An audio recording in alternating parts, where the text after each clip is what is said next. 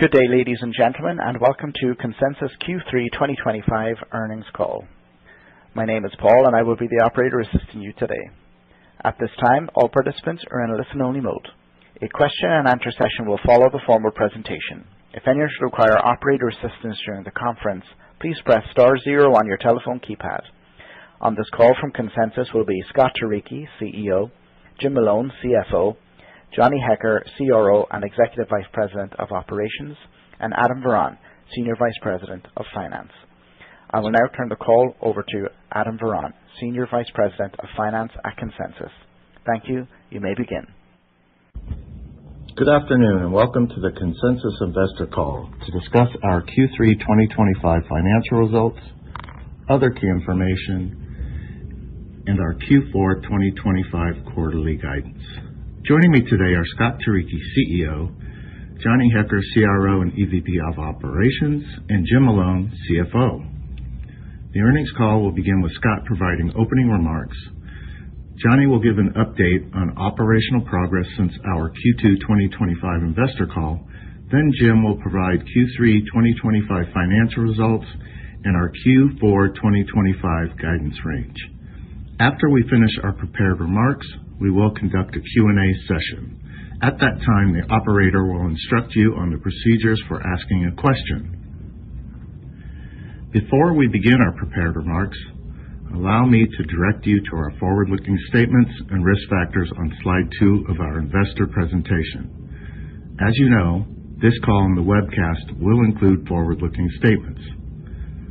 Such statements may involve risks and uncertainties that would cause actual results to materially differ from the anticipated results.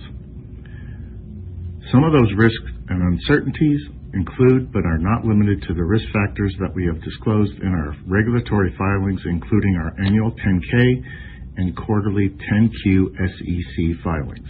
Now, let me turn the call over to Scott for his opening remarks. Thank you, Adam. We had another solid quarter in Q3 with a slight increase in revenue over Q3 2024. Our corporate channel continued to lead the way with another 6% plus growth quarter, despite there being a difficult comparable presented by Q3 2024. This was led once again by record usage from our customers and a record quarterly amount of net adds from our eFax Protect service. In addition, the VA also hit record high usage and revenue for the quarter. SOHO revenue was in line with our expectations and showed an improvement in its rate of decline from Q2 2025. Adjusted EBITDA was slightly ahead of our expectations and generated a 52.8% adjusted EBITDA margin. In the quarter, we added key personnel that we outlined in our original guidance in February, and we expect to continue to hire in Q4. As a result, due to these hires and seasonal cash costs associated with the year-end audit, we would expect a lower adjusted EBITDA margin in Q4 than we experienced in Q3. Free cash flow in the quarter was an exceptional amount of $44.4 million, up 32% from $33.6 million in Q3 of 2024. This was due in large part to the adjusted EBITDA conversion to free cash flow, coupled with an outstanding rate of collections, especially in our corporate channel, which has driven our total DSOs down to 25 days for the company as a whole. As a reminder, we pay our interest on the bond semi-annually in Q4, and as a result, we do not expect the quarter to generate much, if any, free cash flow. However, based on our 9-month free cash flow, we would expect the free cash flow for the year to be in excess of $95 million, which is ahead of our original expectations. On October 15th, we drew approximately $200 million of our credit facility and retired a like amount of the 6% notes. We have issued a call notice for the remaining $34 million, which will be funded with a further draw of $20 million from the credit facility and $14 million from our cash balances. This will reduce our total indebtedness from the original $805 million to $569 million and will put us very close to our target of 3 times gross debt to adjusted EBITDA. In addition, the interest rate on the new debt will be 5.65%, or 35 basis points below the cost of the notes that we are retiring. We will continue to look for opportunistic repurchases of both our debt and equity. I will now turn the call over to Johnny to provide more operational details. Thank you, Scott, and hello, everyone. During my remarks, I will focus on our key performance indicators, such as revenue and customer metrics, and will discuss the go-to-market strategies for our corporate and SOHO business channels. I will also provide operational updates and share several key highlights from the quarter. Our corporate channel continues to demonstrate strong execution and sustained positive momentum. In Q3 2025, revenue reached a record $56.3 million, a 6.1% increase over $53.1 million in Q3 of 2024, and a sequential increase from the $55.3 million in revenue we reported in Q2 2025. As we noted last quarter, Q3 2024 was a particularly strong comparable, which makes this continued 6% plus year-over-year growth even more encouraging. This growth is driven by the sustained expansion and increased usage within our upper enterprise accounts and the continued momentum in our public sector business, complemented by stable growth in advanced products and strong performance in our corporate e-commerce channels. This reaffirms our corporate go-to-market strategy and lays the foundation for our future go-to-market, which I will address later in my remarks. I am pleased to announce that our trailing 12-month revenue retention rate stands at 101.9%. This is stable from 102% in the previous quarter, again confidently meeting our greater than 100% target, up from 99.8% in Q3 2024. Our corporate customer base expanded to a new record of approximately 65,000 at the close of Q3. This represents an increase of over 12% from 58,000 in Q3 of last year and a sequential increase from approximately 63,000 at the close of Q2. The primary driver for this growth remains our eFax Protect offering, which expanded by approximately 6,700 new customers this quarter, contributing to our SMB cohort. Corporate ARPA was $293 for the quarter, compared to $301 in the prior quarter and $310 in Q3 of last year. This expected trend is a direct result of two counterbalancing factors: the successful expansion of our smaller SMB cohort, which includes our eFax Protect product at an ARPA of around $50, balanced by strong, high-value performance from our large enterprise clients.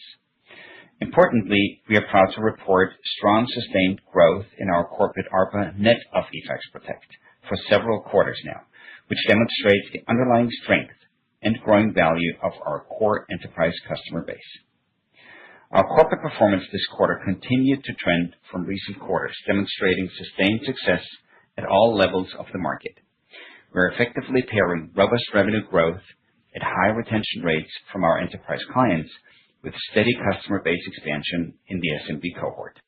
This balanced approach to growth proves our ability to execute across the entire customer continuum and provide significant stability to our business, which is evident by a continued expansion on two key metrics in our eFax network: the number of participants or endpoints and the volume of data we process across the network. Turning to the public sector, I want to make a clear distinction. Our main revenue driver in this vertical, the VA, saw its rollout and usage remain unfazed by the government shutdown. The VA continues to set new all-time high records for usage, a clear proof of deepening adoption that has persisted even during the shutdown. Separately, since achieving our official FedRAMP High Impact certification, we have built a solid pipeline among other government agencies and non-government organizations. We're successfully winning and onboarding new customers onto the ECFax product. While the temporary government shutdown has led to some delayed decision-making, we see this as a short-term timing impact on the conversion pace, and it does not affect our positive outlook for this new pipeline. Moving on to our SOHO business, we recorded Q3 revenue of $31.5 million, representing a strategic, planned year-over-year decrease of 9.2% from $34.7 million in Q3 2024.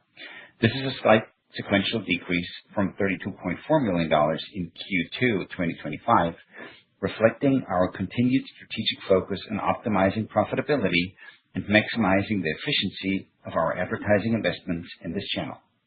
The global SOHO account base declined from approximately 682,000 in the prior quarter to approximately 661,000 during Q3.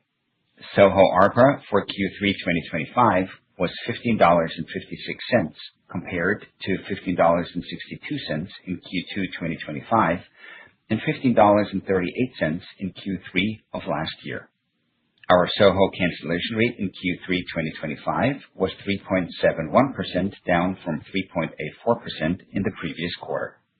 As I explained on our Q2 call, our SOHO customer acquisition strategy led to an unusual spike in ads last quarter, which temporarily influenced the cancel rate in both Q2 and Q3. Since then, our customer acquisition has reverted to a more normal pattern. Yet, like all businesses that rely on digital marketing, we are actively navigating the recent changes in the search environment.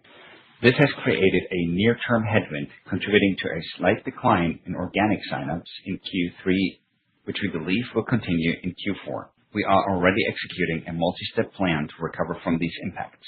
While we continue to manage profitability with discipline, we are determined to return our paid ads numbers to the mid-50s, which we expect several months to fully realize.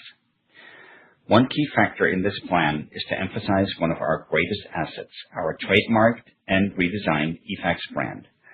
This strategic focus on eFax follows a year-long intensive brand study. From day one, more than 30 years ago, eFax was a pioneer and leader in digital transformation, and we have invested heavily in this brand over decades. With the brand refresh, we now better leverage that established market trust, proven by millions of visitors to our web assets every month, to unify our advanced solutions.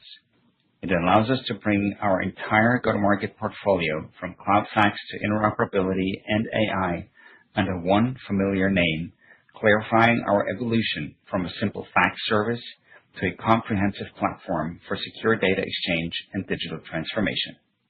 Consensus Cloud Solutions, which has also received a brand refresh, will remain the company's NASDAQ-listed brand for investor continuity and as a universal home for employees. To summarize, we are very pleased with the quarter's performance and remain highly confident in our outlook. We will continue on our go-to-market path, which has proven to be very effective. Healthcare remains at the center of our strategy, complemented by strong execution on our automated e-commerce channel for the down market. We are expanding our efforts in the corporate SMB and upper enterprise market, which has extended into the public sector. We expect our SOHO business to continue on its trajectory with a clear focus on profitability. Before handing the call over, I want to express my sincere thanks to our employees for their hard work and dedication this past quarter. My gratitude also extends to our customers and partners for their ongoing trust and collaboration. We have delivered another excellent quarter, and we are focused on building on this momentum. With that, I'm handing over to our CFO, Jim Malone, who will now provide a detailed update on our financial performance and outlook. Jim. Thank you, Johnny, and good afternoon, everyone. In our press release and on this call today, we are discussing Q3 2025 results and guidance for Q4 2025. We expect to file our 10-Q by close of business today. Moving to corporate. Beginning with our corporate business results, Q3 2025 was another strong quarter for corporate with record revenue of $56.3 million, an increase of $3.2 million or 6.1% versus the prior year quarter. As Johnny just mentioned, Q3 2024 was a particularly strong comparable quarter, which makes the continued 6% plus corporate growth even more meaningful. Our record of Q3 2025 corporate revenue delivered a trailing 12-month revenue retention rate of approximately 102%, up from 99.8% from the prior comparable period and stable sequentially.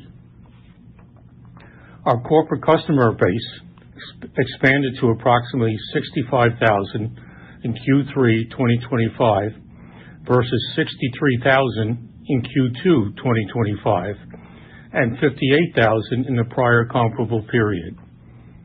Corporate ARBA was $293 versus $301 in Q2 2025 and $310 in Q3 2024. This trend is in line with our expectations amid an expanding customer base in the lower SMB cohort, primarily due to record eFax Protect paid ads, which generated an approximate $50 ARPA.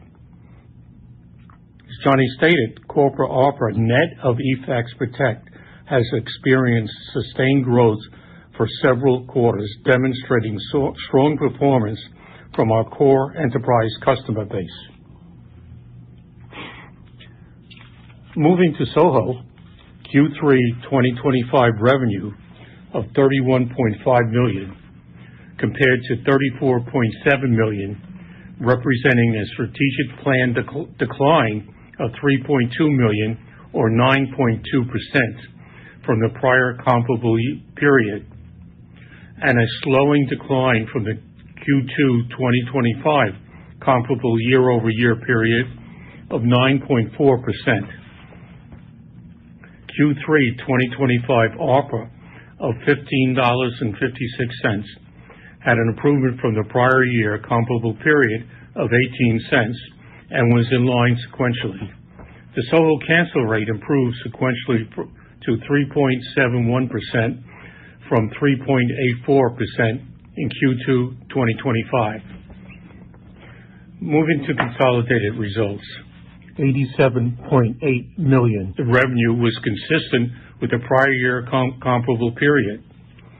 Adjusted EBITDA of $46.4 million is a decrease of $0.6 million or 1.2% versus Q3 2024, primarily driven by planned headcount additions. We delivered a healthy 52.8% adjusted EBITDA margin, or approximately 60 basis points favorable to the midpoint of our Q3 2025 guidance range. Q3 2025 adjusted net income of $26.6 million is a decrease of $0.2 million or 0.8% versus Q3 2024, primarily driven by lower interest expense and depreciation and amortization, offset in part by lower adjusted EBITDA and higher income tax. Adjusted EPS of $1.38 was unchanged from the prior year comparable period. Q3 2025 non-GAAP tax rate and share count was 22.3% and 19.3 million shares. Capital allocation, free cash flow. Q3 2025 free cash flow is $44.4 million, an increase of approximately $11 million or 32% versus the prior comparable period, driven primarily by operational performance. Q3 2025 CapEx of $7.2 million, a decrease of $0.8 million or approximately 10% versus the prior year. Cash and cash equivalents. We ended Q3 2025 with cash of approximately $98 million, which is sufficient to fund our operations and repurchases of equity and debt. 6% notes debt retirement. As noted in our 8-K filed on July 14, 2025, we executed a $225 million three-bank club deal, including standard covenants, to retire our 6% notes to October 2026. The loan consists of a $150 million delayed draw term loan plus a $75 million revolving credit facility. The interest rate is SOFR plus an applicable margin based on total net leverage ratio. Subsequent to the quarter end, on October 15, 2025, we called $200 million of our 6% notes at par, leaving $34 million outstanding. We utilized our $150 million delayed draw term loan plus $50 million on the revolver. We didn't retire the entire $234 million, as our secure lien capacity under our bond indentures was $200 million based upon our June 30th, 2025 cash balance. The borrowing cost will be approximately 10 to 35 basis points lower than our current 6% rate. We have notified our trustee and we will call the remaining balance of the 6% notes, $34 million, on or about November 10th, with a combination of $14 million balance sheet cash and $20 million of the remaining revolver. Equity repurchases. In February 2025, the board approved an extension to the previously approved program for another 3 years and up to $67 million. In Q3 2025, we repurchased 121,000 shares for $2.7 million, bringing the total equity purchases to date of approximately 1.8 million shares for approximately $47 million. There were no bond repurchases in Q3 2025. Moving to guidance, we are providing Q4 2025 guidance as follows. Revenues between $84.9 million and $88.9 million, with $86.9 million at the midpoint. Adjusted EBITDA between $43.1 million and $46 million, with $44.5 million at the midpoint. Adjusted EPS of $1.27 to $1.37, with $1.32 at the midpoint. Estimated Q4 2025 share count is approximately 19.4 million shares, with a tax rate between 20.5% and 22.5%, with 21.5% at the midpoint. Please remember that, as previously mentioned, our 2025 guidance and actual results exclude foreign exchange gain or losses on revaluation of intercompany accounts. That concludes my formal remarks. I'd like to turn the call back to the operator for Q&A. Thank you. Thank you. We will now be conducting a question and answer session. In the interest of time, we ask that you please limit yourself to one question. If you would like to ask a question, please press star one on your telephone keypad. A confirmation tone will indicate your line is in the question queue. You may press star two if you would like to remove yourself from the queue. For participants using speaker equipment, it may be necessary to pick up your handset before pressing the star keys. One moment, please, while we begin.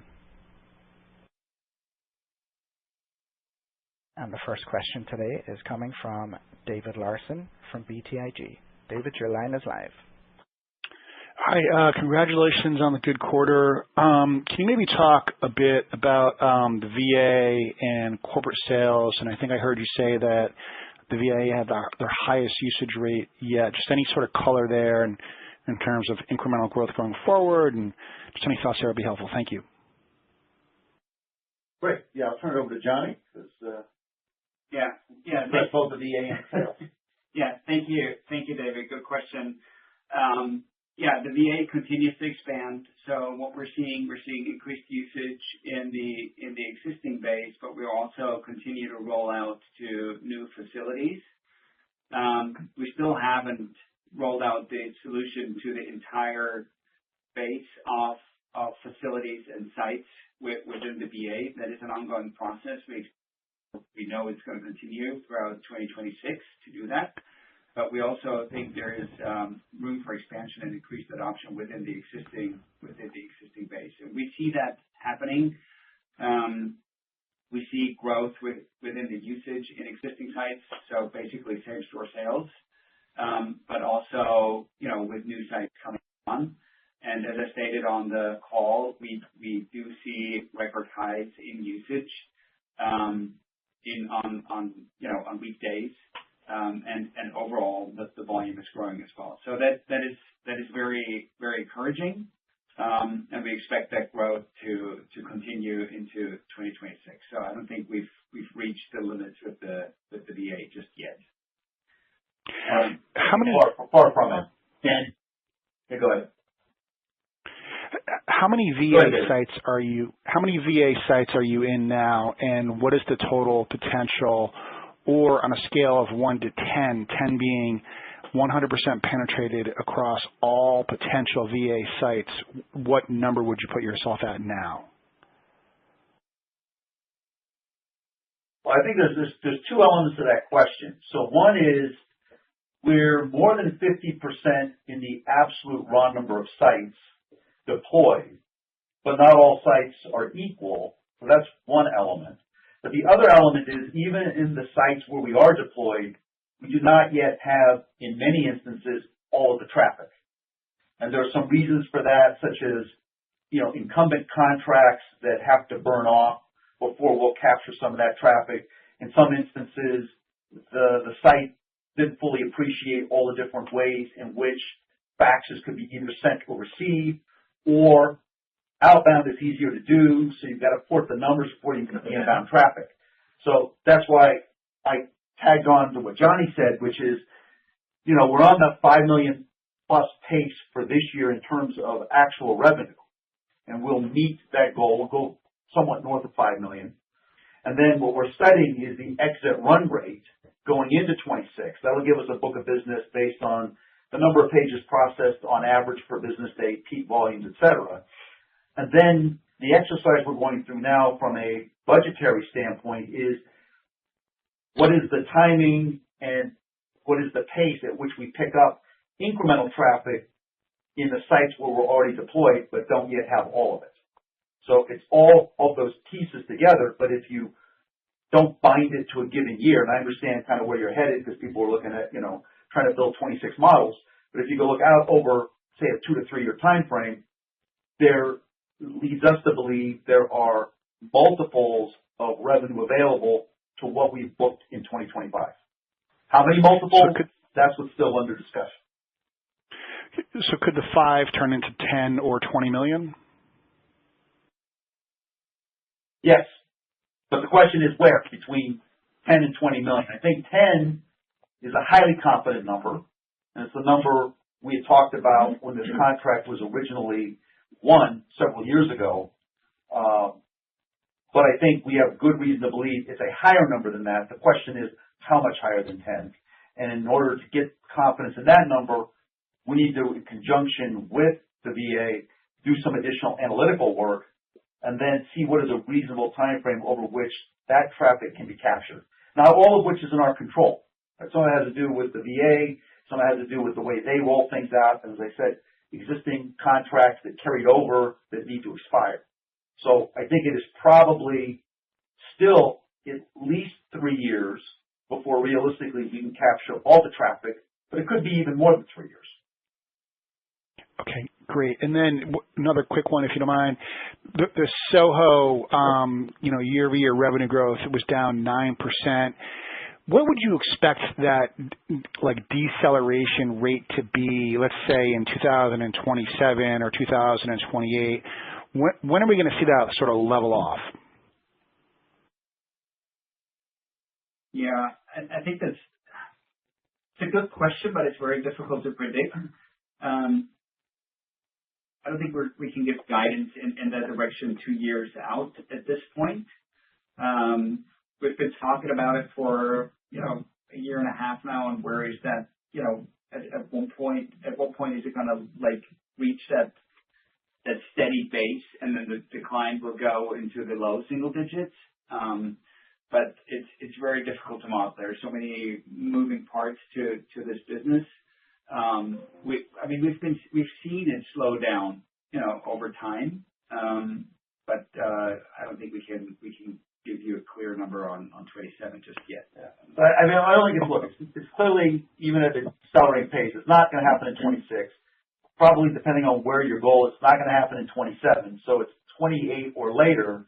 And the input factors that are relevant to us are, as the base ages, how we see that cancel rate come down. You saw it come down, sequentially from Q2 to Q3, about 13, 14 basis points. Some of that, as Johnny mentioned in his prepared remarks, is negatively influenced by certain excess customers that were acquired in Q2, which burn off very quickly, but they're very cheap acquisition costs. So we're actually looking and studying the various cohorts to see where is that stabilized base of cancel as that base ages.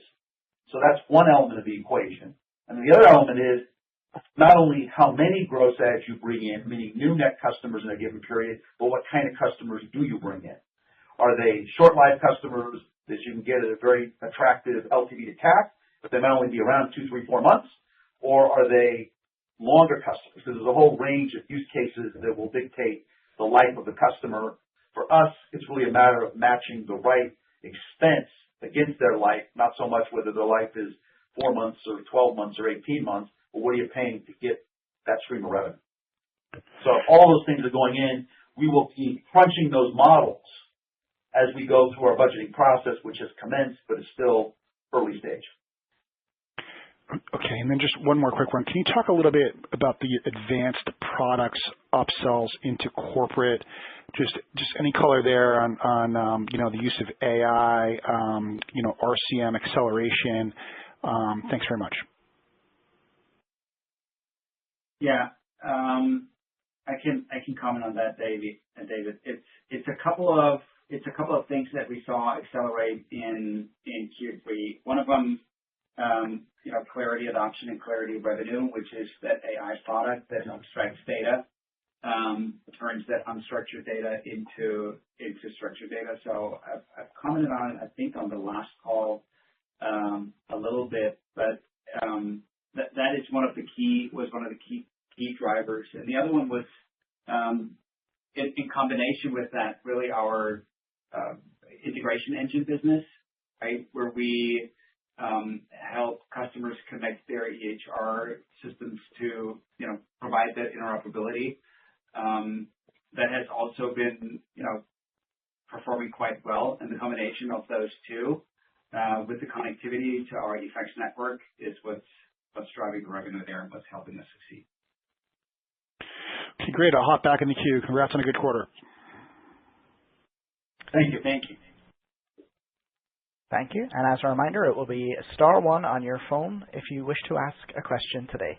The next question is coming from Gene Mannheimer from Freedom Capital. Gene, your line is live. Thank you. Hey, good afternoon, guys. Congrats on the good numbers. Question on that Soho paid ads.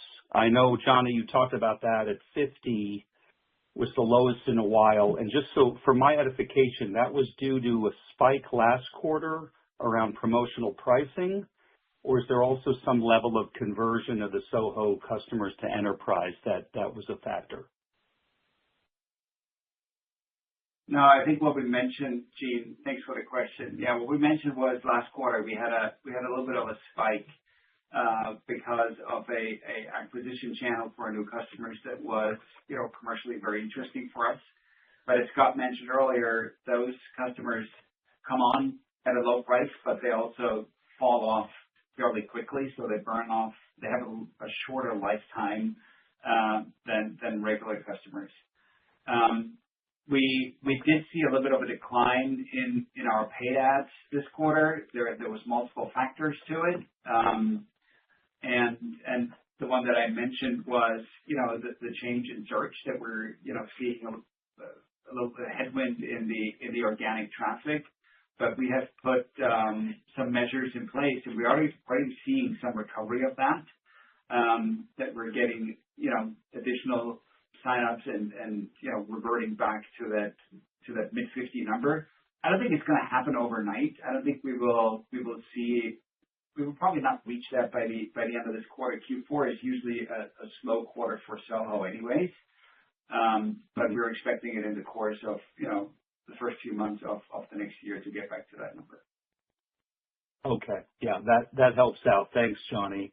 And then just my follow-up is on the VA discussion, getting from, say, 10 million in revenue to 20 million or whatever the number happens to be. Can that be accomplished based on the scope of the agreement you have in place today, or would it involve selling additional products into the VA? That's a good question. I think we are Right now, we're just talking about the fax platform, right? About the EC fax platform that is FedRAMP High certified. There's obviously potential to upsell other solutions into the VA. They would have to go through, a similar process as the fax platform to be certified on that FedRAMP High platform or environment. I think we've learned a lot, so it wouldn't take us as long as it did for eFax, but what we're talking about right now is really only the fax platform. We're not adding in any additional products into that growth. So there's additional potential within the VA. That would be under a different contract. Yeah. That's great. Thank you very much. Thank you. Hey, we have, before we go to more live questions, we've got a question by email. So one has to do with capital allocation, our thoughts really as we look forward to 2026 between retirement of debt and share repurchases. As I noted in my opening remark, I think both are going to be opportunistic in nature. Right now, there's no mix that we've set between the two as it relates to either cash balances or free cash flow generated in 2026. One of the things that we're going to be looking at is as we get into 27 and we look at the 6.5s and their maturity in October of 28, what is sort of the right level of debt as we think about that refinancing? So that may influence some retirement of debt, which could be a combination of either the continuation of buying the 6.5% in the open market, but as I've noted before, the volume there has been limited because we've taken about $150 million out over the last couple of years. But we do have the ability, as we generate cash, to take our revolver down. And I think if we're going to prepay or repay any bank debt or credit facility, it would be in the revolver because that we can reborrow. The delayed draw term loan, by its terms, does have some mandatory prepayments per quarter of slightly under $2 million per quarter. So you will see about a little under $8 million come out next year just per the terms of the delayed draw term loan. But if we do have excess cash and we can't buy bonds, if we don't like the stock price, or we can't get enough stock, we could pay down the revolver. And then if we have needs in the future, we could reborrow the revolver.